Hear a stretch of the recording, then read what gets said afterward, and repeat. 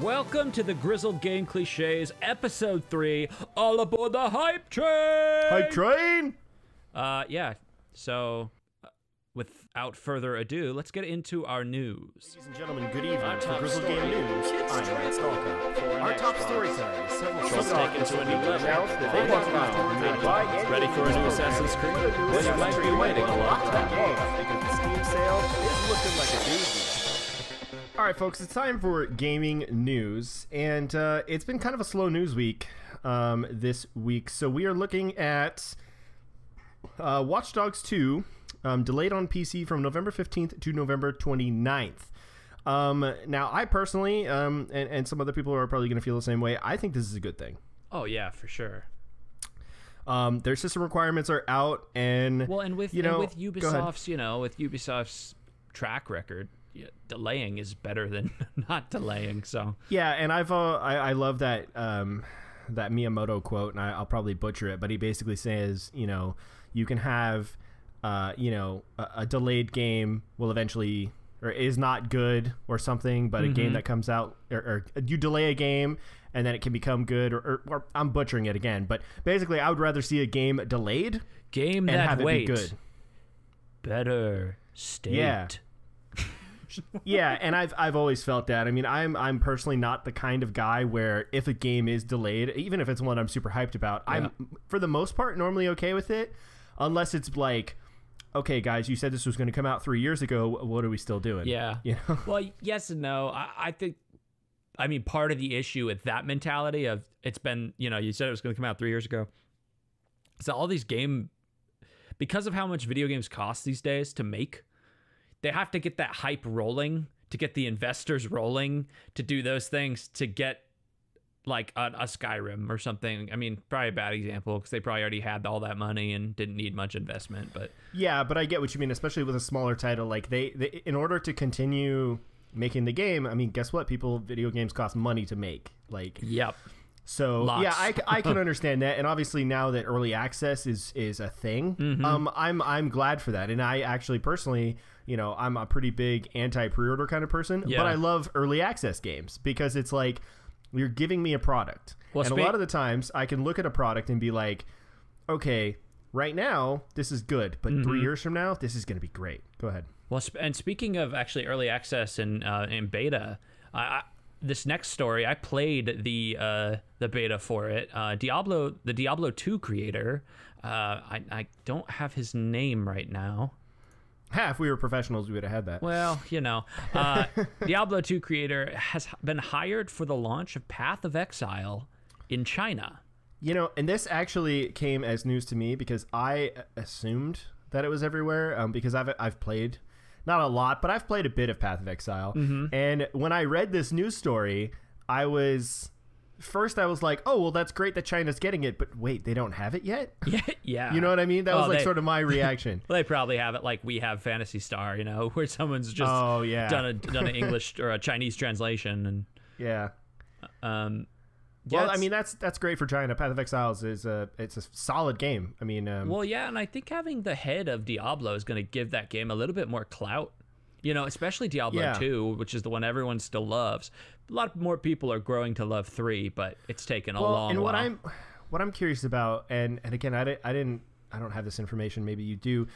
Is he actually on staff now at Grinding Gear Games, or is he just sort of like an advisor? I think he might be on contract. Yeah, I think that's the sort of vibe that I got too. He's like supervising the launch. I don't think he's necessarily like in any sort of position at Grinding Gear. But anyway, yeah, trying to get in Path of Exile, that's solid. Good for them. It's a great game. Civ 6. Are you hyped for that or what? I'm hyped for it. I'm a big Civ fan. So I'm not a Civ fan, but that's the kind of game where you either like it or you don't. I'm sure you could say that about a lot of games, but Civ 6 in particular is, or Civilization in particular, I feel like is, you like it or you don't, and I happen to like it. I happen to really like it. And it's unfortunate because I feel like all of the friends that I had in high school loved Civ, and I just never understood why. And it's a good, if you're into that kind of game. Yeah. This one in particular is exciting. just because they're going in kind of an interesting direction. I haven't pre-ordered it, but I've watched a lot of YouTube. I've watched the launch trailer. Everything that I've seen so far is good. It's good. And I mean, not that I'm surprised. I really am not, because this studio, they're, I think, with the exception of maybe Beyond Earth, they haven't really put out a bad Civ game. Yeah. And even Beyond Earth is debatable. I didn't play it, by the way. But, yeah, I'm excited for it. I heard mixed things about it, for sure. Again, not a Civ fan. Didn't play it. Sure. Yeah. I'm excited for it. It's going to be good. Looks like, and actually I played a little bit of this, the Pokemon Sun and Moon demo is out. I did play that. I played all of it. Oh, yeah, really? I played all of it, and, I mean, it's playing all of it. It's like 20 minutes. Well, yeah, of course, it's Nintendo. Sure. It's, and I haven't played a Pokemon game since White, or like that Pokemon White, Pokemon Soul Silver era. That was the last time I played one. Have you even like tried X or Y? No, I don't know any. I've been out of the loop for like 3 generations now. So when I played this one, immediately I was like blown. Yeah. Like I was just like, whoa, when did Pokemon become this? Now I'm sure people who have probably played like the past 2 or 3 generations are probably going to be like, okay, well, this is building a little bit, but it's not that big of a deal. But for someone like me who missed a few generations, this is a big deal. I'd say you're kind of right, but no, I'd say that Pokemon Sun and Moon demo, one of the most interesting things is the art style and that huge change, because if you go back and you look at X and Y, everyone is still kind of miniature.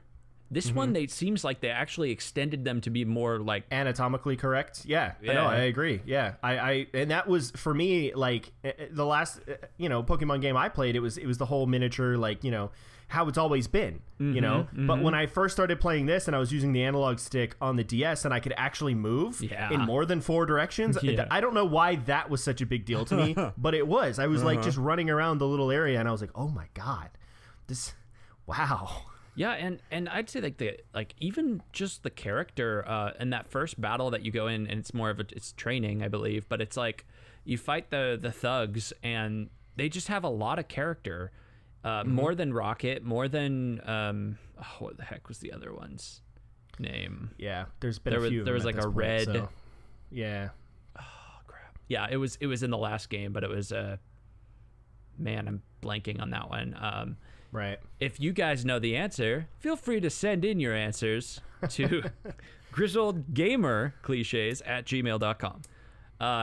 Yeah, but it was like, it's like they finally thought about how your hand sits on that DS, because they moved all of those buttons to the right. So I can just reach my thumb over if I want, and hit those things and not have to scroll up and down. Yeah. Actually utilize that touchscreen without having to pull out the stylus every single time. And which I love, because, not that the touchscreen has been underutilized in Pokemon games. I just feel like it has been utilized in sort of like the wrong ways. Like I immediately after that started playing Soul Silver again, which is a great game, by the way. But that, it was basically your menu screen was the little touchscreen at the bottom. And I feel like that's a good first step, but how they do it in Sun and Moon is like that to me is like the way they should have been doing it all along. It's just so good. Yeah, I again, just a huge step forward. And wait, do you hear that? What is that? Is that the hype train? Oh my God, I think the hype train is coming. Oh my God, folks. My God. Well, there are grab cowboys. Your tickets. The hype cowboys train everywhere. The hype train is in the station. Ladies and gentlemen, the hype train is being robbed. Boys and girls, gather round. Red Dead Redemption Dose. Red Dead Redemption 2, people, announced. Not saying we called it, but we fucking called it. We were right. It was us with God. silly ideas. Can I just say how hard that was to contain for the last 10 minutes? Oh. Can I just say that now? Yeah. Now the cat's out of the bag. You can go for it. That was All right. So that was a lot of fun. It has not been a slow news week. I probably peaked the microphone. Maybe I should back away. Maybe just a hair. Disclaimer, real quick. Let's get it out of the way before we just jump right in with both feet, people. this is going to be a serious stream of consciousness because, as you can tell, we're both super hyped up right now. So we're going to probably go a little crazy. So let's talk about this first. Justin, Red Dead Redemption 2, take it away. Oh my gosh. All right, so I watched the trailer and you know, it felt like a Rockstar trailer and it was beautiful and fucking cowboys and like that just sounds awesome to get back into. And then I started like paying attention to the details of that trailer and it brought me to the questioning, how is this not on PC? This must be running on a PC because all of that volumetric lighting and the God rays that were involved in there. Yeah. It has to be. It's probably on, I mean, of course it's going to be on Xbox and it's going to be on PS4. Sure. And they're getting good at making those games look good. But especially with the Xbox One S and the PS4 Pro. Yeah, there's still a disconnect there though. It's not that good yet, you know? So I'll I'll reel it in a little bit here. So Red Dead Redemption 2 has been announced. They teased it. Oh my God, they teased it. Yeah. Like out of nowhere. This was just all of a sudden. This whole week was just a giant cock tease. Seriously, just stuff starts appearing on Twitter, and then it's like, oh my God. And then obviously Justin and I are talking back and forth, like, what is it going to be? Oh my God, what is it? What is it? Red. It's red. Oh God, there's an R. So anyway, fuck, man. I got to reel myself in here. Red Dead Redemption 2, it's announced. It's for Xbox One and PS4 as of right now. Yeah. I seriously think that's going to change. I think it would be... GTA 5 was such a hit on PC that there's no way that they're not going to jump on that. Absolutely, and I think you alluded to this as well. That trailer was, I might offend some people here, but I simply don't care because I'm hyped. That wasn't an Xbox trailer. That wasn't a PS4 trailer. None of that was on any of those consoles. That was if that was all in-engine, which I firmly believe it is. I do too. It looks in-engine. I think back on... That's on the PC. I think back on GTA 5's trailer. It was stunning. And that was on 360. So, they could have the engine to do it, but... Sure. We're not going to know. I mean, we can speculate all we want on that, but... And there is something to be said that, with the 1S and the Pro, it's going to look good, but God rays are not necessarily a huge thing so far on, like, Xbox and whatnot. Yeah. Like, that looked to me like a really solid 60 FPS PC game. That's what it looked like to me. So, like I said, there's no PC announced as of yet, but... I feel like that's going to happen. I feel like it's going to happen similar to the GTA 5 release, though. I feel like we're going to get the PS4 and Xbox release, and then I would say no more than 6 months later, we're going to get a PC release. Yeah. That's my prediction. By the way, it's coming out next fall. That was an important point that I just missed. But it's next fall is when is their current release date. I say current because who knows what's going to happen, but currently. Rockstar's pretty good about deadlines, though. I agree. I 100% agree. I'm just saying currently. Yeah.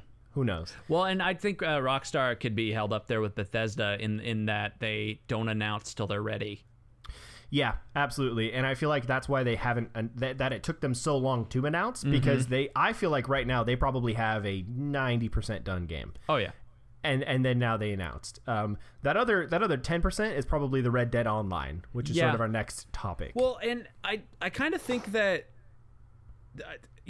there's no real indication as to what the story is going to be. It's kind of just like we're returning to a land of a different time with the Wild West and all that good stuff. But like, I didn't get. That's the one thing I'll say about this trailer. I didn't get any kind of story really. No, and for those of you wondering, the trailer's out now. I encourage you to go watch it. It's a minute. It's like a minute and 10 seconds or whatever. It's a decent trailer, and like I said, there's a lot of really good stuff in it. But you get like, what is that, like 2 lines of dialogue? Yeah. It was like, and it's not even clear who's talking because I don't feel like that voice actor has been in the series yet. Yep. So it's sort of like either a new protagonist, antagonist, whatever. Sort of my theory is because on the second image they released on Twitter, you have those 7 guys standing there, and then there was the 7 guys riding in the trailer, and they all had the bandit masks on, or what would stereotypically be like a bandit mask in that time period. I think you're a bad guy. I want to say that you're almost either I feel like it's either John Marston in Dutch's gang, or you're either Either it has nothing to do with the other stories, but I feel like in some way you're either going to be an outlaw or maybe start as an outlaw and then have, you know. Maybe it's the Assassin's Creed treatment. You know, what was the one after Black Flag? It was Assassin's Creed. Oh, crap. Rogue. Was that the one in... Yeah. Yeah. So Assassin's Creed Rogue, where you're going after... You're a Templar, and you're going after the assassins. Well, and I feel like that follows the John Marston storyline really well, because if you remember, and I could be wrong here, but I think in the first Red Dead Redemption, you know, you were finding sort of the last guy in that gang. Mm-hmm. You know what I mean? So this might be the sort of prequel story to the original. I mean, I think so, but it's also still Red Dead Redemption. So I think it could start and you could be a bad guy and you could grow to hate your own player or whatever. Because if there's anything that I would take from GTA 5, it's that Rockstar wants to tell better stories. Yeah, absolutely. And so... Well, and I don't mean to say that, like, okay, you're going to be an outlaw the entire game. I'm just... Not at all. That particular set of trailer footage... That to me spoke outlaws, and maybe that they're alluding to the fact that, like, obviously there's going to be outlaws because it's the Wild West and they kind of wanted to show a little bit of everything. Yeah. But I just felt a little bit like, well, maybe your character is going to be part of a gang. I think you're right. I absolutely think you're right, because that is going to be more interesting than jumping back in the same exact way that you jumped.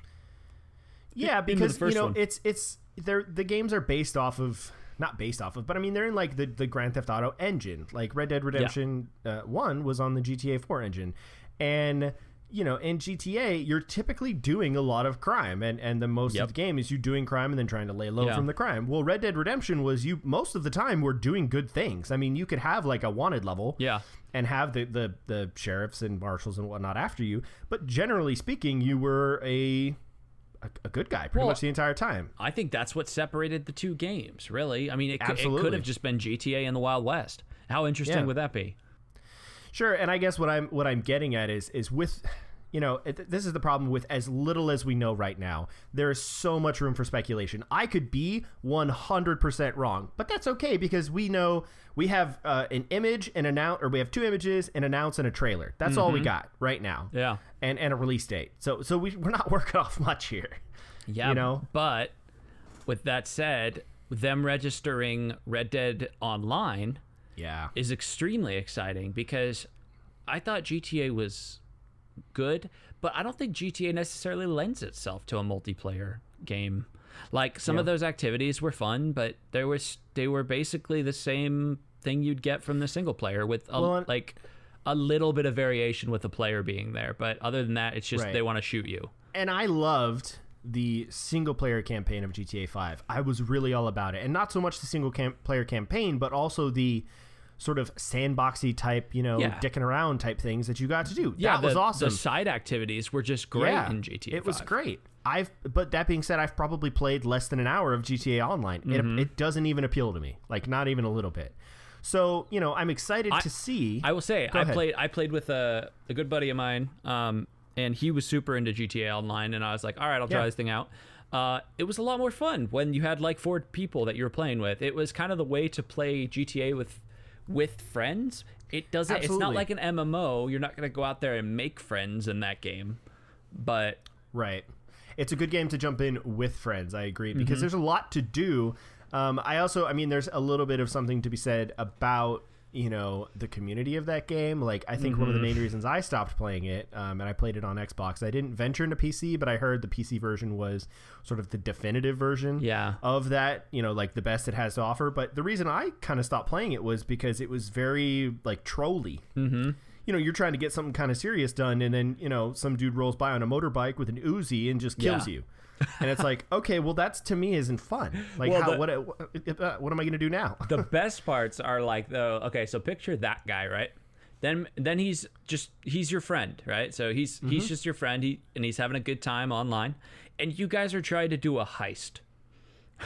I never played the heists. And they are so good. Yeah, that was the main that was going to be the main reason that I sort of came back to that game, but I just felt like, you know, I got a little distracted. And the cool thing is, it's still very popular. Yeah, you know, constantly top 10 on Steam sales. Like I would be hard pressed to find out that the Xbox and PS4 are probably equally as active. Yeah. Oh yeah. Probably more, honestly. Sure. Yeah. So I mean, I feel like it's not too late. No, it's not. And what I would say to that is, we're about a month away from Steam sales. If you really want GTA 5, just look for it for $20 or whatever during the Steam sale and pick it up, because again, and I may have to do that. It does look really good on PC and run really well on PC. And it really does. I feel like more so. I actually just recently, about a month ago, bought Red Dead Redemption backwards compatible on Xbox One.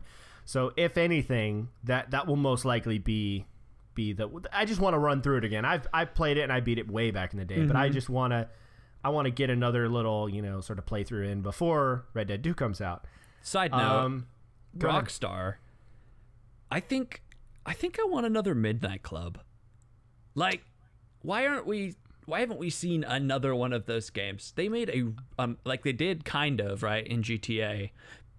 But it wasn't tuned. It wasn't like having roar. It kind of had the roar. Did it have a roar ability with Trevor? So I've never played Midnight Club. I don't know what you're talking about. Okay, so there's like roar. There's roar abilities. There's like slow down time, which is very much what's his name? Michael. I believe it's Michael. No, it's not Michael. It's the black guy. Dude, it's been like 3 years since I played that. 2-3 years since I played. So. Oh, since you played GTA, it's yeah. Oh man, that's gonna kill me. Anyway, so it's essentially what I'm getting at is that they have all of that stuff there. They could make more games in a shorter amount of time and still deliver, I think, now, because they have these building blocks. Like, GTA's driving was fine, but a dedicated racing game from Rockstar, which is that what Midnight Club was? That's what Midnight Club was. Oh, okay. And it was fantastic. But it was also a little more arcadey than like Forza, You're not You're not doing that. A little bit more Burnout Paradise than Forza? Yeah, for sure. Okay.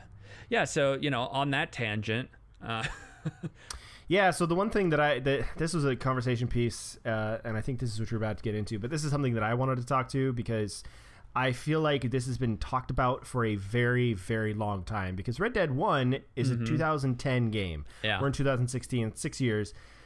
Do you think the Red Dead Redemption 1 PC release ship has sailed? Do you think that is just, for a 6-year-old game, are they even going to bother at this point? Or, my personal prediction, with the new Red Dead hype that we have going on, there has been no better time. There is no better time. I'd agree with that. I think Red Dead is going to make it to PC. And I think it's because while they did take GTA 5's engine, they probably wanted to experiment with the old game in a new engine, in a new light, to see what they could and couldn't do, or what they can do now, right? So, like, think about Skyrim. That was just supposed to be a showpiece. And in, like, a week, we're getting the remaster. Or, the... whatever, the HD awesome super edition. Yeah. I think I could see them doing something like that, to be honest with you. They also have lost a lot of big people that were in Rockstar, so I'm kind of curious. They lost, what was that guy who took a vacation and then they like locked him out?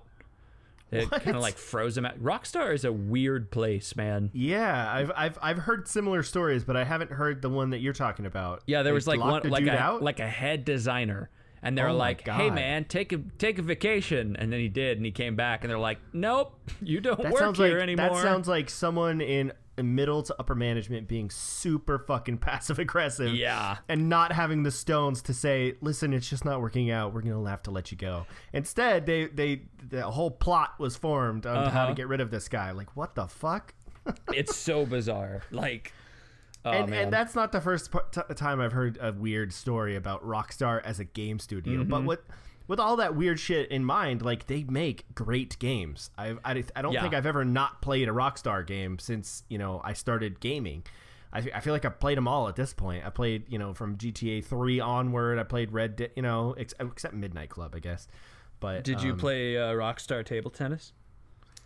No. Wow, now I'm making myself sound like a jackass. But no, I did not play Rockstar Table Tennis. Did you play Bully? Oh my god, I played the hell out of Bully. Okay, good. Yeah, I played Bully before I ever played a GTA, and so when I was playing GTA, I was like, man, this is really like Bully. This is like Bully, yeah. It's really kind of the opposite, but whatever. Yeah.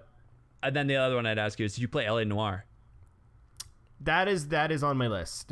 I have this long game list, much like I have a very long movie list of shit to play and watch, but that is definitely on my list. But I've heard very good things. I really like LA Noire.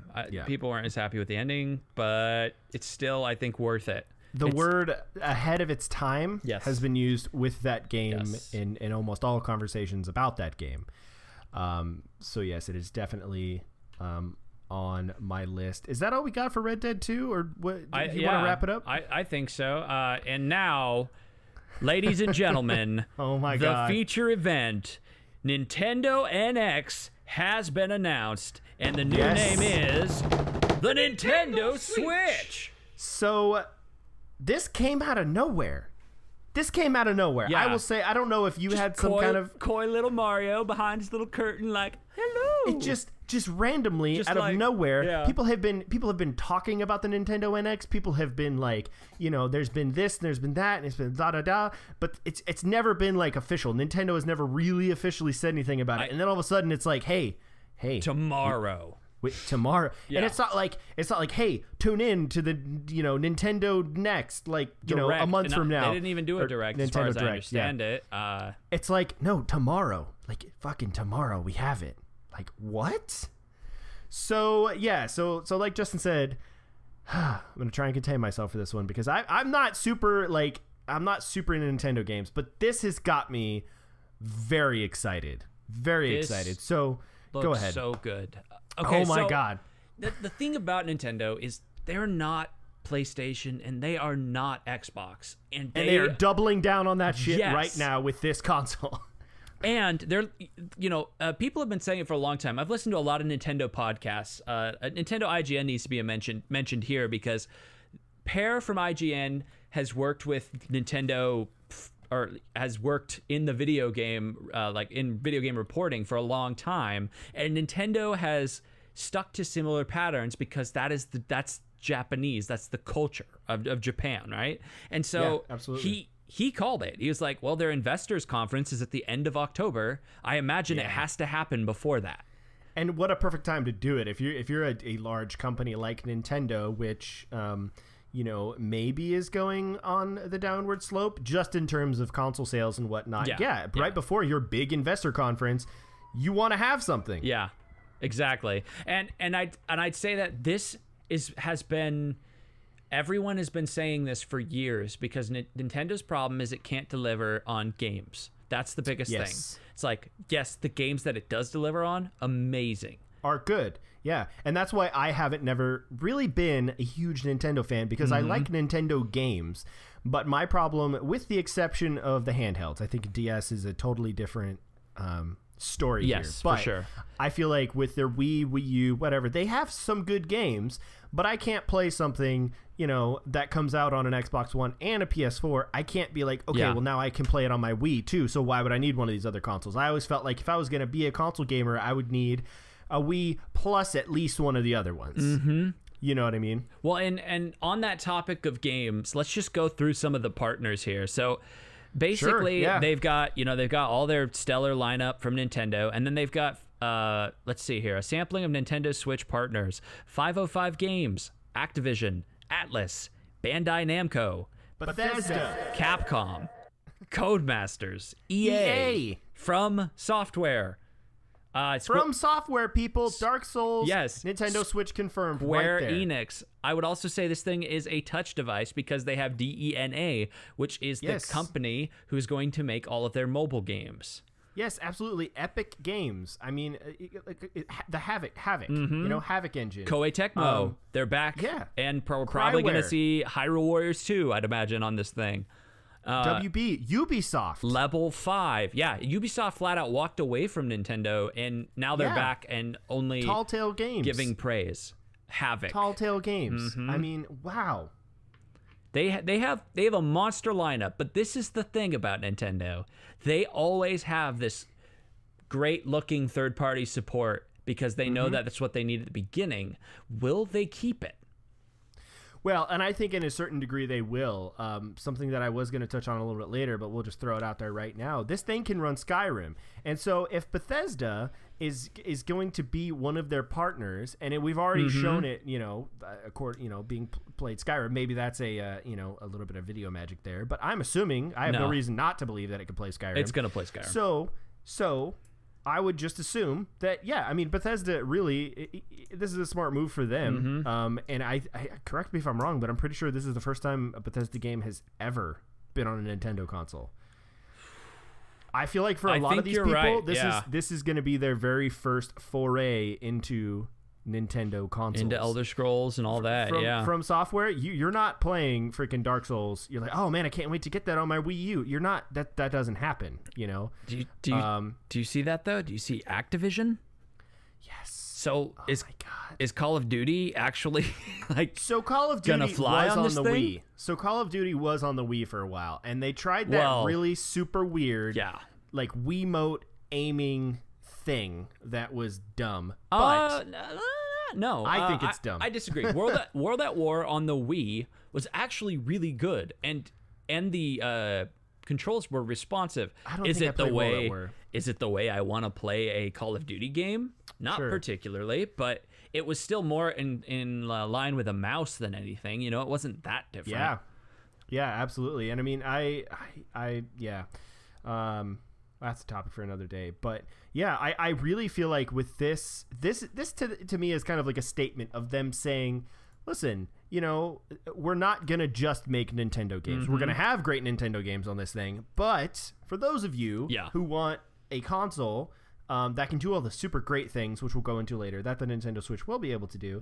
If you maybe you like Nintendo games, but you also want to play a Skyrim or a Call of Duty or a Battlefield or a whatever, oh dang, we've also got you covered. We didn't mention Epic Games, did we? No, I mentioned it a little bit, but that's huge. Huge deal. Epic Games is a mature game maker. Very, very, very much so. Yes. I will say though, I do not see Rockstar on here still. So. Yeah, and maybe not yet. I mean, this is also just a sample of partners, so who knows what's going to happen with them. And this comes out in March. For those wondering, it's March 2017. Yeah, let's go over a little bit of the Nintendo stuff. So I'll leave that a little bit. So obviously it's called a Nintendo Switch. It releases March 2017. I'm feeling pretty good that that's a concrete date. I don't think it's going to get pushed back. It can't, because Zelda is coming out that time too. So it's going to be a bundle. And it's going to have to be, and I feel like they're really going to sell it with that. And I have a very interesting point that I want to point into later. But for those of you who haven't seen it yet, it's a hybrid home/handheld console. That's sort of what I wrote about it, because I didn't really know how else to describe it. But basically, you're going to have a dock, and you're going to have a screen, and you're going to have controllers. And these controllers can either attach to the dock, which is connected to your TV, or you can slip them bad boys off. They're officially called Joy-Cons, which I don't really love the name, but I'm going to use their verbiage here. You can slip the Joy-Cons off, and then onto the screen, just pick that bad boy up, and you're off. You're playing Skyrim or whatever, wherever you want to, on your commute to work, out in the living room as opposed to on your couch, wherever you want to, you're playing the same game. So here's what I think this sells with, right? Because you're talking about the controllers. I just want to touch on that. Joy-Cons. So sorry. The Joy-Cons also have that plastic insert for the center, which I've seen. Yes. So it looks and acts more like a typical controller. Yeah. I imagine they do that to get control or Joy-Cons. I don't know what they're calling, if it's a pro controller or what for the rest of it, but probably to get those more than one person playing on a console in a really easy way. And so there's some skepticism with these. And there is a pro controller in the trailer. Yes, there definitely is a pro looking. It looks like the pro controller in the trailer. And let's talk about the color. It's just all black. Yep, straight black all across the board. I think the Joy-Cons are dark gray. Yeah, but everything is black. Black. I think dark gray is kind of just alluding to what Nintendo's old controllers looked like. Sure. Absolutely. And that's kind of what they're going for there. But yeah, it's really interesting to see Nintendo go all black, because they haven't. They had purple. Very atypical. Yeah, I mean, well, in the GameCube, you know, it had a bunch of different colors. But if you look at like their main consoles, they're pretty much all white. I think you could get the Wii U in black. Yeah, but I can't remember. I think the Wii U launched in black, and the gamepad was black as well. I know my Wii U is black, but I still think that the Wii U, because it was such a flop, it's not something I'm really counting. I love my Wii U. I still play it actively, but absolutely there aren't too many games. So I don't know. I would say that the direction of going sleek, of making something that looks exactly like a tablet, exactly like something you'd see in the modern world, I imagine it's going to be a bit thicker, and it's because it has a lot more power. Well, and I think it's because also the screen itself is the console. Yeah. I think the only way that they're going to make this work with, you know, being able to take the game with you, because the Wii U had pretty much these exact same features, but you had to have the console on. It was streaming from the console to your gamepad. This is like flat out saying you take the whole thing with you. Yeah. You know what I mean? And I think the only that's way the first thing that trailer says. Yeah. That's literally, yeah. And so the screen itself is the console. So it is more like a tablet, like you said, because all of the guts and the hardware and everything is in that piece, you know? And just an interesting point that I found out is that it's using the NVIDIA Tegra processor. So that's like is that confirmed now? All of the news sources that I read said so. Okay. Maybe I could be totally wrong, but it was speculated for a long time. I think there was some leaks in like retailers and stuff that said it was using the Tegra processor. Yeah, and I read that on both IGN and I believe Kotaku, so I want to believe it's true. Okay, but hey, who knows? But I mean, for me, I don't think that's a big deal because NVIDIA's Shield line uses that processor. I love my Shield.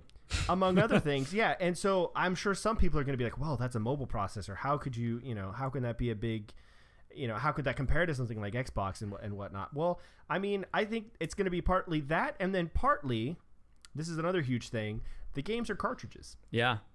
Cartridges. So what that means is, I mean, with the whole flash memory thing, load times are going to be short. You're going to see in games like, the new Zelda game, that massive open world where it's just seamless, that's partially to do with cartridges. Go ahead. So do you think that this console, when it launches, is going to have a big hard drive? Natively? Yeah. At least in the dock, right? Like it's gonna have to. It's gonna have at least a little bit, but I feel like it's also gonna have to either support SD cards or maybe have a USB to where you can plug in external.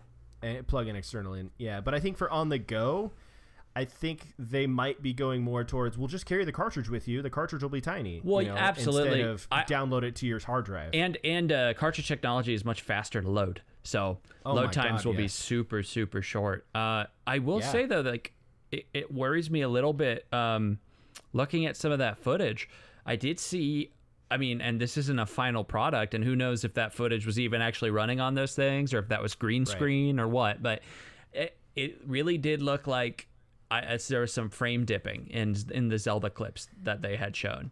Yeah, and I didn't. And that's that's a console thing. It's not again. Right. I've become master race PC kind of player. Oh, absolutely. Well, and I watched this thing on my phone while I was at work on a break, so I wasn't necessarily looking for all that. And I was just more blown away by the what concept this thing could do. Now, something I do want to point out is, this is I don't know that 100% of what we saw is going to be available at launch, or that maybe it's not even available whatsoever. I just want to hope that it is, because if it is, it's fucking cool. I think 100% is available, not game wise, but 100% of all the little gadgets and stuff. Feature wise, yeah. If that's the case, God, that's going to be so cool. I think so. Nintendo hasn't been one to show off something and then not release it till later, like True. Like Absolutely. VR is doing with their controllers or Oculus. Yeah. But I would say that what's most concerning about having a mobile console, Nintendo's always been good about this, however, is battery life. Except I think 3DS had some hiccups in there where it was like 3 hours or something one time. Sure. At launch. What do you think about the battery life? I think that the battery life is going to be okay. but they might have packs. Yeah, my Wii U gamepad, if I use it the battery life on that thing is really not that great, but I don't feel like that's really indicative of their battery life as a whole, because I just pulled my wife's 2DS out after not playing it for literally like a year, and it was still almost full battery and held that charge until I ran the battery out. Right. So I feel like, if anything, Nintendo understands how to use that sort of technology in a very efficient manner. Yeah. However, if the entire console is like if the screen is the console, which I don't see how it wouldn't be. It is, yeah. That battery life may suffer. It may suffer a little bit, because if you're running it's kind of like relating it to running an Xbox on battery power. How long could it possibly go? Well, and this kind of actually goes into the next topic of cost, because when you think about battery life, if the battery life is low, it's not cheap. They could sell you some peripheral that make it a little bit better. Sure, and I think that might eventually happen, and maybe they'll have like a next, a version 2 of the console that may have the better battery life or whatever. I would be interested to see what their final, not only their cost, but what their battery life is. Now, is their cost going to go up because they wanted it to have, let's say, a 2-hour battery life as opposed to a 1-hour battery life? In terms of actual shipping models, how much does that affect the final cost? Now, I think they need to hit at the most, and I'm interested for your thoughts, I think $399 is their ceiling. I think any more than $399, because that's what the 1S is, or no, the 1S is cheaper than that. No. Is it the Pro that's I think the 1S is $399, and it's a version, a 500 gig version that's $250 for the 1S. The Pro is also $399, I believe. Sure. Okay, so yeah, so I think I would say $399 is probably what they're gonna cap at. I don't know. I think you're right. I think they cap at $399. I don't think they sell for $399. No, I think they couldn't go. I don't think they could justify going more than $399. But I more realistically, I'm feeling $299 is their ship price. I think plus additional bundles and whatnot. $299 for sure, and with a game bundle, maybe $350. But by the way, speaking of game bundles, did you see that new Mario game? Oh man, that Mario game. So I think that either that there's probably going to be one of those bundles. Will it launch? By then. Yeah. Or there's definitely going to have to be a Zelda bundle. Oh, absolutely. If Zelda is confirmed for March and it's releasing in March, it's a bundle. You got to have your base model plus your bundle plus maybe even an additional bundle that comes with maybe 2 of them, because one of the big parts of that trailer was they sort of had the 2 consoles sort of hooked up, because it has a kickstand. People, it has a little kickstand, and you basically had 4 people playing NK17 or the NBA 2K17 or whatever, on a park bench in the middle of somewhere. So maybe they have a bundle that has just 2 of them. I don't know. We could talk about how ridiculous parts of that trailer were, but I do like how they're all about bringing everyone together, and it was that's such Nintendo. a Nintendo. Yes. It was a Nintendo ass trailer. Yeah, it was a marketing campaign's dream.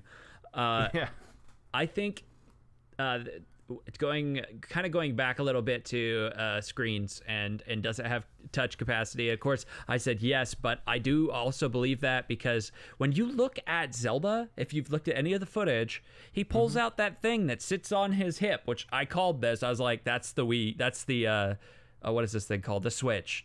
I was like, Link always has some sort of parallel to the technology that's running the game behind him. And the Wii U had touch. All the DSs have had touch. I don't see why this one wouldn't. This will, and it's because of Amiibo. Yeah, exactly. I mean, and there's so many things that are integral to Nintendo's sort of environment right now. Yeah. You mentioned the Amiibos. Absolutely. I think a lot of people like the touch features of it. Now, I think it'll be kind of complicated on a screen that big. And again, this brings us back to battery life. Will it being touch capacitive reduce the battery life? I'm inclined to say, hell yeah, it will. And then if it is, are they going to do more that like a tablet touchscreen, or are they going to do more like the Wii U gamepad or like the DS, where it's that, I don't know the actual name for it, but it's more of a softer screen? You're talking about the heat versus actual tap. Like, is it going to be more like a tablet or like a smartphone? Is it going to be that style? I think or is so. it going to have? Yeah, I think if they did do it, that would be the way to go. And looking at the trailer, that seems to be the way to go. But again, they haven't said yes or no. It's going to be touch capacitive or not. Well, yeah, but I mean, think about all of the backwards compatibility stuff Nintendo's ever done, and yeah, if they're going to run anything, if they're going to say all your Wii U games run on this thing. Yeah, and that's a conversation in and of itself. They're not. I mean, and they might say they run on this thing at home because there's no way you could take a disc game in a cartridge console with you. Mm-hmm. So unless they're gonna like I said, unless they increase that hard drive space all of a sudden, and I just don't see Nintendo doing that. They have a 32 gig support right now, and to be able to run Skyrim HD remaster on the go, not in a like hard form, it's going to take 60 gigs to 70 gigs at least. So yeah, and so the way I look at it is there going to be a Skyrim cart. Mm-hmm. And so if there is, again, bringing back to battery life, because I feel like that's a very important conversation with this thing, because Nintendo from the beginning of this trailer was like, this is a mobile as fuck mobile device. Yep. Like, you could take this anywhere you want to go. Well, obviously you have to have battery life to do that. So I'm just thinking, if you're playing the Skyrim HD remaster, not hooked up to any kind of power, and you've got 100%, what's your battery life look like? Because, I mean, that's a pretty serious game to be playing, especially on a mobile device. It's awesome, but if you can only play it for an hour before you're looking for an outlet, I mean, well, but think about that's this. Not as cool. While Skyrim is a masterpiece in my eyes, I feel like Skyrim is old. Skyrim is an old game, and this console is running several years old. Above PS4, Xbox One, according to speculation. We don't know for sure yet, but they say that it's between a Scorpio and I think it's a PS4. It's above the current gen, is what they have said, but they say it's not going to. When PlayStation announces its next thing and Xbox comes out with Scorpio, they're going to be ahead of them again. Yeah. So, and I found an interesting thing on, God, I want to say it was Kotaku. They were saying that this is Nintendo's next generation device. And it got me thinking, the Wii U came out before Xbox One and PS4, right? Mm-hmm. They were first. So I think that they're right in that this is their true next gen. This is their, on the current generation of consoles. This is their entry into that. And oh my God, it's a good one. This is Nintendo pivoting. Absolutely. They realize it can't keep these separate markets going. It's not good business strategy. And they need to combine them and make a run for the mobile market, because if they can take back it with apps as well, but take back the mobile market with a console that, I don't know. I'm still curious if this thing runs Android. That was a rumor a while ago. It was a big rumor, and with it running an NVIDIA Tegra, everything else that the Tegra runs is, with the exception of I think the Chromebooks that it powers, everything else is Android. Yeah. Everything else that this processor runs is Android. Now, so it could be a special version of Android developed with Nintendo, which is totally possible with Android. Mm-hmm. That's 100% possible. And what I think it's interesting because Nintendo for a while has been saying, they've been pushing the mobile thing. They've really been saying, like, for at least a year or two now, they're like, we want to go mobile. Yeah. Well, and then coming out on that stage at the Apple conference and showing off the Mario game. Who expected fucking Miyamoto? Yeah. At the Apple conference, I'm gonna go ahead and say nobody did. There's not a person alive who expected that. I completely agree with you. Yeah. But when he did, how cool is that though? Like, I wasn't there, but I watched the video and it was like, what?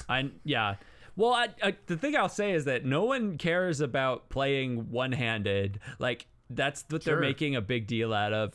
Play this game with one hand. Eat a sandwich. Play this game.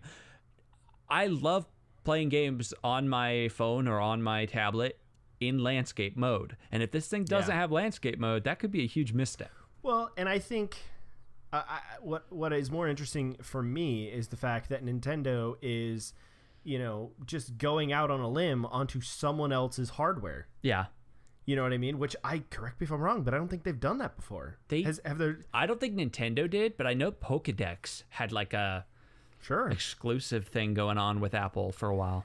I just think, the Apple conference example in particular was a sort of shift for them. Yes. It's obviously been going on like behind the scenes. Well, but I feel like the Apple conference was the first public shift. Well, and why do you think they're not doing a bunch of Nintendo Directs? Why do you think? Yeah. Obviously, with the passing of Iwata, a lot of this is really hard, but yeah, they also know that as a company, they need to continue, they need to press forward, and they need to change.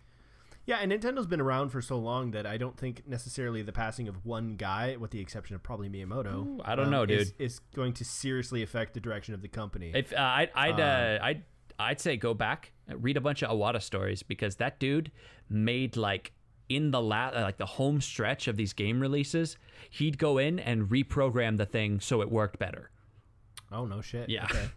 Well, and that's just me showing my ignorance with the Nintendo, which I openly admit because I've never been a huge Nintendo guy, with the exception of the DS. I've been, that's been my console. That's what excites me, though. The fact that you're excited about this might mean that people who haven't given Nintendo the time of day in years, they get to look at Nintendo in a way again that, is heartwarming. For me as a gamer, that's why I'm interested. For me as a gamer, yeah, I'm interested because this to me is something new, yeah, which is not something that we've seen. I mean, Nintendo's been doing some new things and it's been cool, but this is the first thing that I've seen from them in a while where I've been like, wow, that is cool, because no one else is doing this right now. And that's always been sort of their strong suit. That's why they've been going through, the Wii and the Wii U and the Wii Remote and the, all the other things that they've been doing. I feel like it's all been kind of building up to this crescendo, and the Switch is it. This is them saying, we've been doing all these things for the past 7-8 years. This is the culmination of that. Yes. This is it. And so when I was watching that trailer and I saw and this is a gimmick, obviously, but it's just so integral in all these different things. You could take it in the car. Yeah. You can take it out to your friends. You could go on a park bench, with another guy who happens to be having a Switch, and then now you're a 4-player co-op right there. It's using the near field technology that they used for the DS, but with mainstream titles. That could be and that's so huge. Cool. Yeah, and that's why for me, like I said, I openly admit the only Nintendo console I've really been excited about was the DS, but this is the first console from Nintendo where I've been like, oh my god, think about it's so cool, great split screen games that you played with friends on Nintendo consoles. If this thing is at a low enough price point that it can capture a part of the market, that it's at a low enough price point that buying an Xbox hasn't set you so far out that you can still buy this console, then it's really going to have enough people out there that you could sit down and play co-op multiplayer game, just on your tablets, hanging out next to each other. Everyone has their own screen. That's why I think it's so cool, the because dream. They're really sort of pushing yes, this is a game console, but it's a tablet. People in this day and age are familiar with tablets. Are familiar to people. You ask anybody, hey, do you know what an iPad is? I bet you most people do. So for them saying, well, this is really not that far off, I feel like this is really gonna, more so than ever, maybe hit some of those people who are like, well, I'm not a super hardcore gamer, but I like to play games on my iPad. This is sort of the casual next sort of direction for me to go in. But what a point that I just thought of, and I wanted to get it off of my head because I really wanted to hit your opinions on this, and this is a whole stream of consciousness and whatnot. But so for at least the Wii U and the Wii, they've been really good at the casual games, right? So you've had so many things Wii Sports, the Wii Music, God, what was it? The one where you had the scale, Wii Fit. How do you go ahead? Yeah, just you know what I'm getting at. I don't think they're even going to touch it. I really don't. God, they have to get away from that name. I really hope they do, because for me, that's never appealed to me. And for me, it's always held them back in a way because they focused so much on that shit. But here's the secret. No, they weren't targeting you or me. And so that's the big thing with Wii. It was bringing in this other market, but because they did that, they brought everyone in and then showed what this thing couldn't do, and then people played 1 or 2 games, didn't know about the Wii U. Are they going to try and capture that casual games market? Yes, absolutely. But they're going to do it with like apps. The reason I bring it up is because a lot of the times when I would ask people if they had a Wii, it wouldn't be people like you or me who are, more serious gamers. Like, we're in for the games. These would be people like, just a random like coworker who's 40, she has 3 kids, and like, I have a Wii and I do Wii Fit. Those were the sorts of people that were into it, and I don't feel like that. Sure, I love my Wii Fit, but yes, go on. I'm just saying I really have been waiting for them for so long to get back to what they're doing now, which is games. Make games. And Nintendo's always been about their games. So, God, I'm so fucking pumped for this. Well, and this goes back to kind of the Android talk, but the thing about if it is Android, this will be the first time Nintendo doesn't have their OS.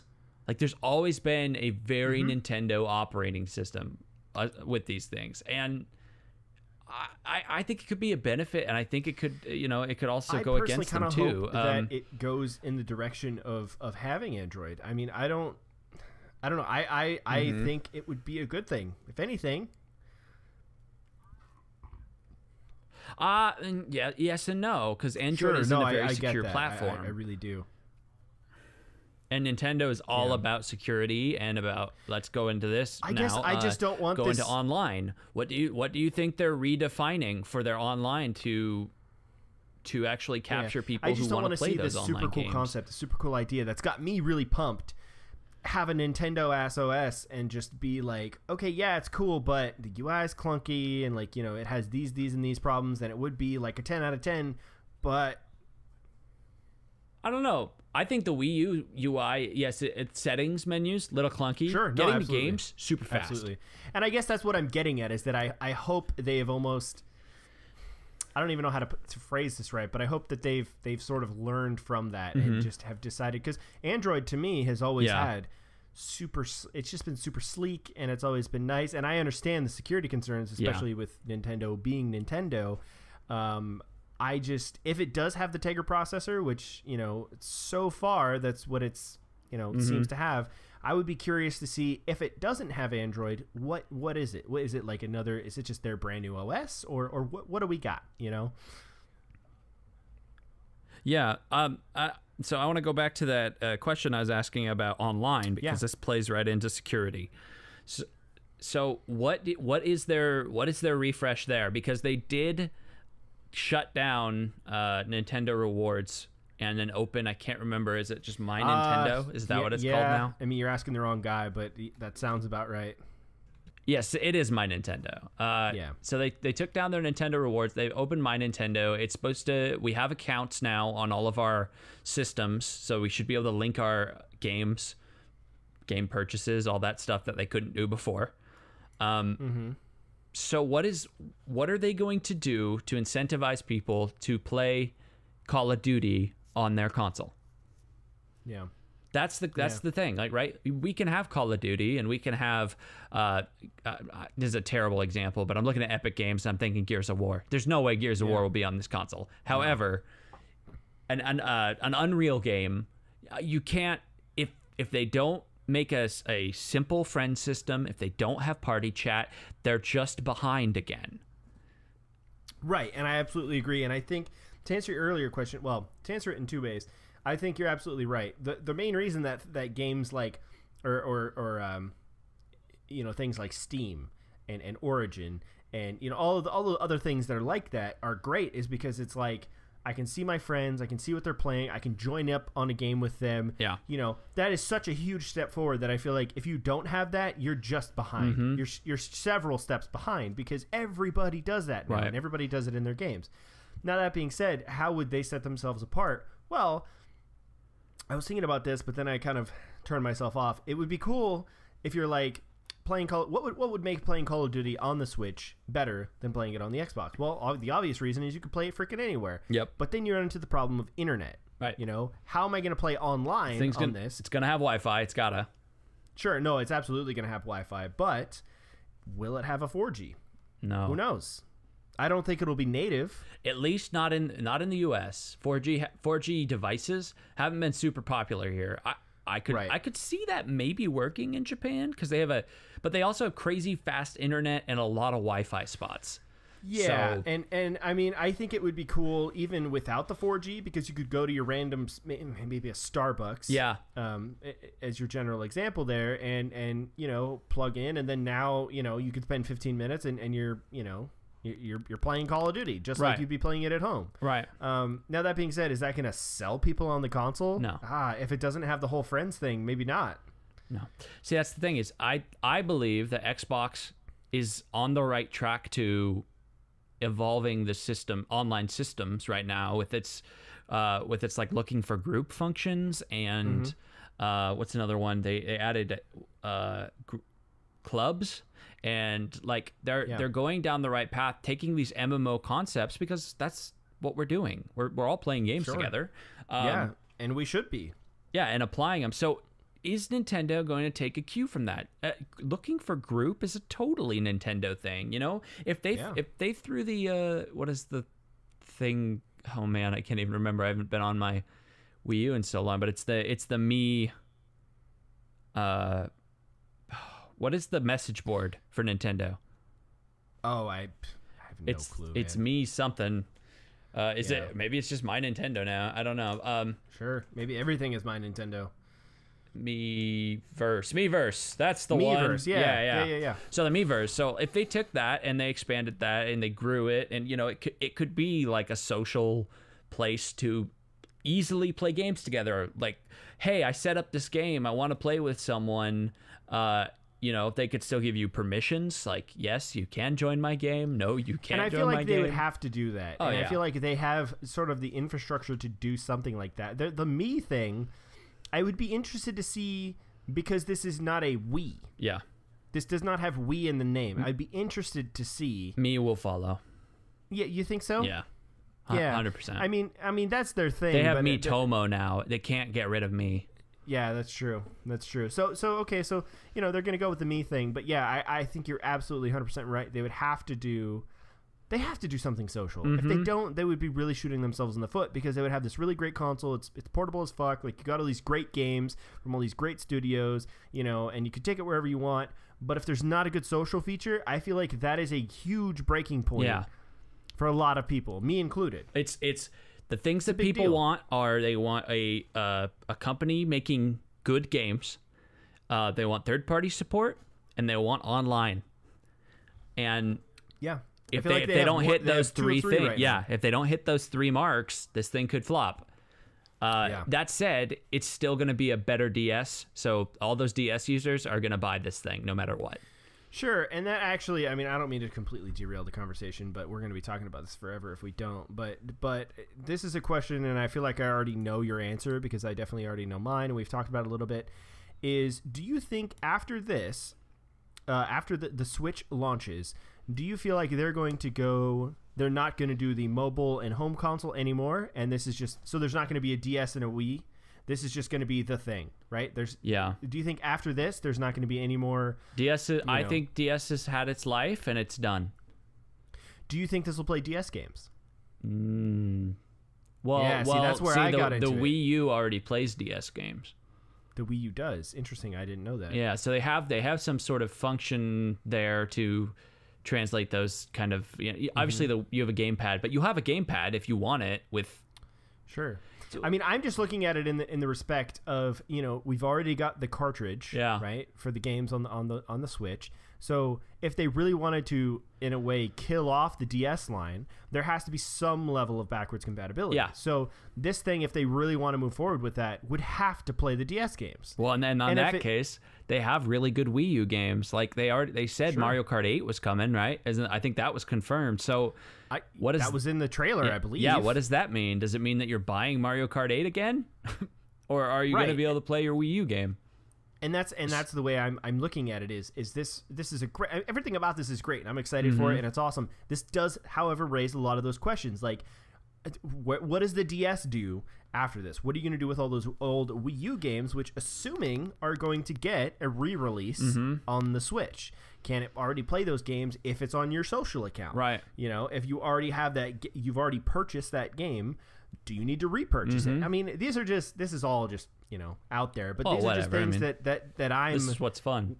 When I was watching that trailer, like these were, you know, all those things. And it's not like they were being... It's not like they didn't mention the DS. That trailer has a scene with somebody playing a 2DS. Yeah. It's very apparent. So that almost to me means either they're going to continue the DS line in conjunction with this console. Well, they're not going to cut it off. Yeah, but I just don't see the point in releasing another... Yeah, but think about the limitations there. Like, if they have to keep this other thing alive, they're just going to be spending so much money to keep that thing alive. It's going to be dying. Yeah. And they're just going to eventually just hemorrhage money really at it. And that's not this man who took over Nintendo is a businessman. I guarantee you he's thinking about the money. Of course he is. Absolutely. I would, especially at this point in Nintendo's history, the money conversation needs to be had. Well, and that's the thing. I would like to bring up that Nintendo has so many other investments and other items, and they've got all their amiibos, but they've got character lines, and they've got accessories, and they've got all these other things and they've got so much money in the bank. Nintendo is fine after the Wii U. That is not what I was getting at all. It was low risk. Like, sure, yeah, that's why they did it. Yeah, and I'm not saying that any of this is, you know, if this is a bad launch, is Nintendo still going to be fine? Absolutely. I have no doubt in my mind that 20 years from now, Nintendo is still going to be doing fine, if not better than ever. I'm not so much concerned about Nintendo's longevity. I want a good fucking Nintendo console. Me too. Well, and I'm excited for their theme park. Yeah, you know, you were telling me about that, and I haven't heard anything about that. Is it Six Flags, or is it like a Universal thing? I don't think so. I think Nintendo is actually developing a theme park. I think you're absolutely right. I'm fairly certain that they are. Oh wait. I've heard that before. No, it is. It's Universal. Okay, so it's Universal Studios. It's like a Wizarding World or something like that. They're teaming with them. Good. That's a little more understandable. I was like, where are they going to put that? Even so, this could introduce people to Nintendo in a way that they haven't, you know, they haven't seen before, and they could have meetups with their new console. Like, yes, all of these other 3DS things that are mobile and Street Pass and all that good stuff is now going to just be with you with your console. Right, bring your Nintendo Switch with you when you go to Nintendo World, and you know, blah blah blah. Like the fucking rest of it writes itself. Like, you know what I mean? It's a mobile console. Will Pokemon Go be on it? Ooh. Fuck. Yeah, I don't have that answer either, to be honest with you. I'm going to say no.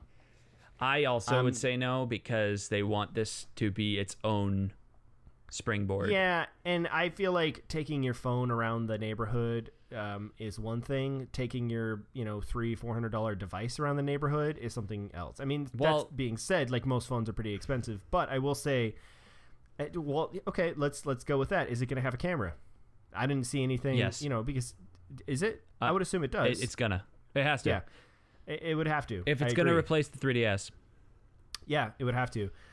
So in that sense, maybe. I mean, but it also brings me back to another point. Will it have an app store? But again, if it has an app store, it would have to be running on Android. So I don't know. These are all kinds of speculation. I mean, maybe there's a standalone Pokemon Go that's released for Nintendo Switch, and I don't think so. I think you're right when you say that. You don't think it's going to happen, and I think it's just because there was such hype around Pokemon Go, and there's still hype. Don't get me wrong. Sure. I've kind of fallen off it a bit, but I'm kind of waiting for them to figure it out and it to be a really fun experience. I loved the idea of Pokemon Go. I hated the execution of Pokemon Go. I felt like I started Pokemon Go, and I wanted it to be out for 3 years when I was playing it, so that I could continue the enjoyment I had for a long period of time and not run into rat-a-tatas and all that good stuff around the house, like, all the time. Right. But I think that is why Nintendo will not do that. They will, however, I'm still curious. So is Pokemon Sun and Moon going to be able to be played on the Nintendo Switch? Well, I think it would have to. I would think that if, like we were talking about, if they are planning on killing off the DS, and this is again an assumption, if they are planning on it, I would say yes. However, I think we're still like 4 years out though from that death. Sure. No, and yeah. So I think in terms of right now, I would almost say no. I feel like they would want to keep it on the DS, but maybe their whole thing going forward is going to be like, well, yeah, you can get it on the DS, and it might not play as high res, and it's going to be 30 frames. Or you can play it on the Switch, and it'll be 60 frames, and it'll look better. Oh, that was actually a point I wanted to make. I think that when you pull the Nintendo Switch off its dock, it drops to 30, and it's a battery saving measure. To save battery, yeah. Well, and I almost feel like with Xbox and PlayStation basically going the direction of, well, okay, right now you have the choice of 3 consoles, right? With the Xbox One, for example, you're going to have Xbox One, you're going to have Xbox One S, and you're going to have Scorpio. Those are 3 different consoles that'll play the same game on all 3 consoles, but you're going to get different experiences on each one of those consoles. Right. Maybe with the Switch, they're saying, okay, well, you could play Pokemon Sun and Moon on the DS, and this is what you're going to get. Or if you want sort of the better experience, like the more high res, the more frames per second experience, you can play it on the Switch. Now, that being said, I don't even know if they're going to continue both console lines. I feel like they're going to go all in on the Switch. And this is just speculation, but I feel like they might just go all in on the Switch and be like, this is our one, all-inclusive console. You need this and you need your phone, and that's it. And you don't need anything else. I agree. It's got to be simple. Their messaging has got to be simple, which is why I think they went with Switch. I think that if it continues the way it's going, which is using that hype to its advantage, we're going to see Nintendo really come out of the gate swinging. And I would almost be curious if there is a console that is a little bit less than a Scorpio, but better than your Xbox One and is mobile. Is that enough? Yeah.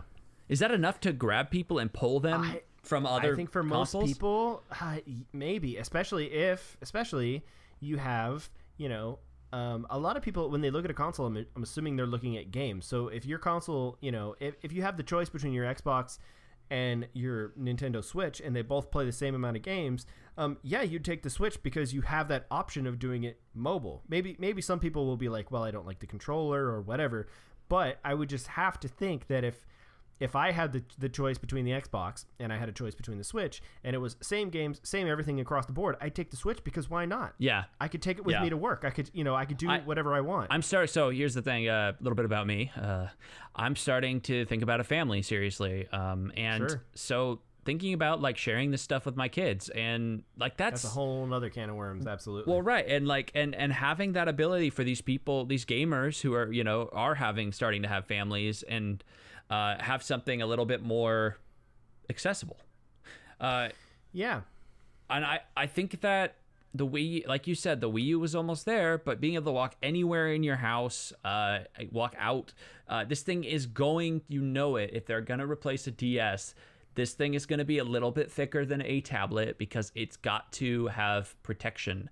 So that if kids drop it or scrape it or do whatever. And I mean, we haven't even gotten into like super specific specs because we don't have it yet. No. But I would imagine it would have to have something like a sapphire glass or like a Gorilla Glass, or it's got to have something where it's like, oops, I accidentally dropped this on the fucking pavement. Okay, maybe it's got a ding, but overall we're good. Yeah. I washed this and it still works. Well, that's could be kind of hard to hide in your back pocket, but I don't know. No, I feel like without the controllers, I feel like your point is very valid. That it's got to be rugged because I mean, Nintendo is to me always felt like the family console. This is you sit your little 3-year-old in front of the Wii U and you give them a controller, and maybe they don't even know what the hell they're doing, but they're having a great time doing it. And so for them to invoke those same sort of things with this console, which I tend to feel like they will. That tablet has got to be a beast. It's got to. And then, and maybe they can make it a beast and they can add bigger battery for that reason. Like they can actually get away with it. You don't have NVIDIA Shield that can actually get away. They have to be sleek. It all has to be sleek or it's not good. Well, and I mean, they have to draw such a fine line between this is a mobile console that you can take with you in like your bag, your purse, your backpack, and this is a full-fledged console. You know, that's such a fine line because I feel like they're almost going toe-to-toe with Xbox and Sony saying like, yeah, you can play Skyrim. Well, I can play Skyrim. You can do this. I can do that. But they also have to play for that mobile aspect. So, of course, it's going to be a little bit more underpowered. But at the same time... It just occurred to me, what if they do a SKU in this console? So they do... Right now, they're selling to people who just want a mobile device, and they're selling to people who just want console. Well, yeah, they've created the thing that bridges that gap and is in between, but will they sell it with just a charger and then sell the dock in a separate package? Ooh, you know what? I didn't think about that. It's got to be a bundle. You've got to be getting, oh man, that's so hard for me to say because now I didn't think about it until you said it, but I would think that your base bundle would be the TV dock, the tablet, and the Joy. Yes. What do we call them? That's the Joy-Cons? launch. Yeah, the Joy-Cons. Yeah, that's the launch. I think the little dock that you were seeing with the like controller dock, I feel like that'll be separate, and obviously the Pro controller is going to be separate. But your base model has to at least have that dock, the tablet, and the Joy-Cons, and then the charger and whatnot. Yeah. But I would think at the very least. I think. Well, and I almost think that they could sell you that little bit of plastic in between the Joy-Cons, and they could bundle that at a really, really like no cost to them. Sure, yeah. And it would give you more of a controller feel, so people would be a little bit more happy. You know what, though? I'm going to take back what I said. I feel like that little bit of plastic in between the Joy-Cons has to ship with it, because if you don't have that, how are you going to use the Joy-Cons as a controller? That's what I mean, yeah. Yeah. So that'll probably be in the release bundle, and then maybe they eventually bundle like the Pro controller and that's why I think, and you were talking about, you know, Xbox and Xbox One S and Xbox Scorpio and all these different like SKUs, much more in the line of a phone. I think that we could definitely see Nintendo do it. That is a bigger source of money, you know, like sell the console. And obviously, first they launch with all of that stuff in the package, like we just talked about. But later down the road, I could see them going, okay, well, just buy the screen and the Joy-Cons and like this DS type charger that attaches to it. And especially if eventually down the line, like, what if you drop your tablet and you know, heaven forbid, that shit breaks? What are you going to do? Are you going to buy the whole freaking bundle again? No, they would eventually have to sell just the console or whatever. They'll probably they'll probably have a pretty good warranty. Nintendo usually does. Absolutely. But that said, yeah, they will definitely sell just the tablet. I would 100%. Well, wow, that was shit. That was a lot of fun. So I will say this. Let's do final thoughts. I'll go first, and then you can. I feel like we should wrap up. You want to wrap her up? Okay, so my final thoughts are this: as someone who's not a Nintendo, I hate to use the word fanboy, but I'll say this: as someone who didn't grow up with Nintendo, like a lot of people have, my age, you know, your age, our age in particular, I didn't grow up with Nintendo. I was a PC gamer from the beginning, so I didn't grow up with Nintendo. However, I did have a DS, 3DS. I've bought pretty much all the DSs at this point, and those I have loved. But Nintendo, they've never just sank their hooks into me, you know? The only reason we own Nintendo consoles is pretty much because of my wife, because she grew up with Nintendo. She was a Nintendo kid. With all that being said, this has got me so fucking stoked. Like, I am just... And not even because it's Nintendo. Some third-party company could come out and make all these freaking announcements, and I'd still be stoked because the technology, I felt like, is going to go this direction for the longest time, and I'm so happy that it is, because, you know, I'm probably not the kind of person who's going to be playing Skyrim on my Switch and then take it to work with me. You know, that's just kind of because of the kind of job that I do. But maybe if I go on a car trip, or, you know, I'm in the National Guard, we do a lot of traveling, I'd certainly take it with me then, you know. Sure. So I could see so very much how this is applicable. And the one biggest complaint I've always had about Nintendo is like, well, yeah, they don't have games like Skyrim or Call of Duty or Gears of War or any of those big titles. They have great games. They've always had great games on their consoles, and the games on their consoles have always been fun and awesome and whatnot. But the problem for me has always been, well, yeah, I could have a Nintendo console, but I'd also need either a PC or something else to get all of those games. You know, this is, I think, if their partner list is accurate, which, I mean, you kind of made that point. Who knows? But if it is, we could definitely see a huge shift in Nintendo here. And that's what excites me, because Nintendo is this company that's been around for freaking ever. They've been in the gaming industry longer than anybody else. And I feel like they know how to do it right. And they've been learning from some of the mistakes that they've been making. And I feel like this is going to be this is going to be it. This is going to be the big one. This is the, you know, okay, we're Nintendo. Here you go. Here's our best. Like, here's our fucking swan song, our calling card. Like, this is us saying, yeah, we still got it. This is like the old guy on the block being like, yeah, you want to play some hoops? I'll still kick your ass. Yeah, I'm 20 years older than you, but whatever. I still got it. I got that sort of vibe with Nintendo just being like, we got all these great partners and we can play Skyrim and we got this and we got that. And I was like, I'm so fucking excited for it, man. Mm-hmm. So excited for it. All right, you go ahead before I talk all night. All right, so what I'd say about Nintendo is I've always loved it. I'm going to play Zelda till my fingers bleed. But this console is the DS, right? So the DS came out, and it was a big turning point for Nintendo. It was after Game Boy Advance, Game Boy SP, all that good stuff.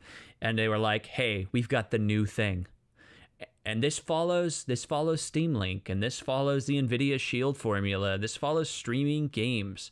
And that is the future. Everyone knows that's the future. And once our infrastructure catches up and our internet's good enough to stream games fully through the internet, that will be the future. But what Nintendo's done here is paint a path. And I think that they absolutely, if they stick to what they know and don't try to compete with the big boys, they will compete with the big boys anyway with this device, but directly with only a straight up console, they'll fail. They'll flop. I will say that what I'm really excited for about this console is I already know, reading some articles about, not talking to Square Enix, that didn't happen. Reading some articles about Square Enix is they're working on Nintendo specific games. Square is developing for Nintendo. As far as I understand, Ubisoft is developing for Nintendo. The possibility that Koei Tecmo comes out with some other sort of Warriors game on Nintendo, there is so much possibility. And that's what this console represents, is the possibilities. So that's my final thought.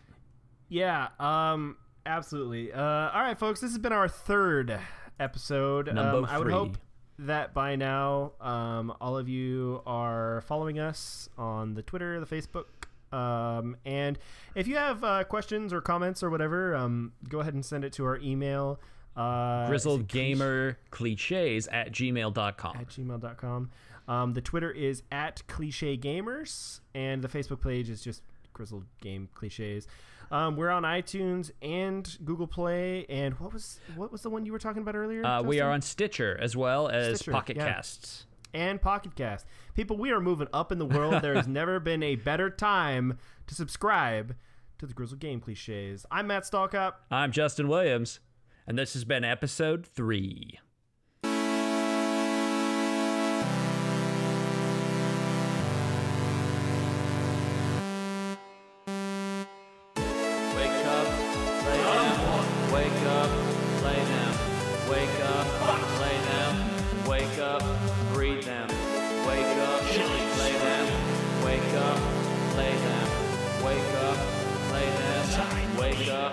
Live them.